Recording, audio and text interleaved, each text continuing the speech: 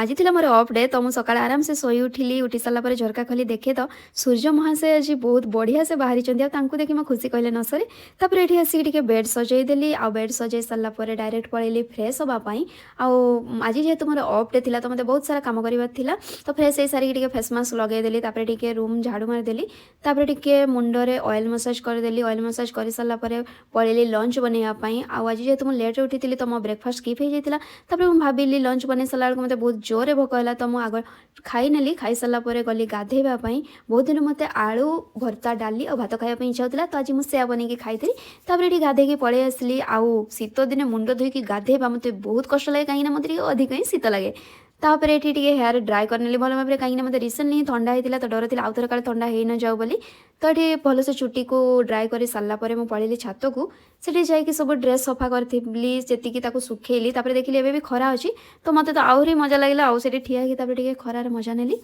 तापर टिके आराम कर सारापर पलि आसली रूम को सेठी आसी शोली शोक फोन फान देखिली कहीं इवनिंग मत मार्केट जबार था तो ये मुझे रेडी होगली मार्केट तार पलि डायरेक्ट मॉल को आसी पहुँची देखिली शाढ़ीटा मतलब बहुत सुंदर लगुला फिर भी नेबी नेबिनी कन्फ्यूजन पलि आसली परिवा मार्केट को से परिवा किनली माछ नहीं आसली तापर आम एति सब आज शॉपिंग करके आसलु आसिक रूम में पहुँचला बेलू मो हालत होगा पूरा खराब तापर मुझे बसीगली कौन सब आनी देखापी तो मुझे गोटे आनी सक्स था गोटे टावलटे आनी गोटे सल्टे आनी जोटा मतलब बहुत सुंदर लगुला तापर आउ दुईटा ब्लांकेट आनी बस एति नहीं पलि आसली एमती कटला आज मोर दिन जब वीडियो भल लगे लाइक और शेयर करदे रोचे बाय बाय।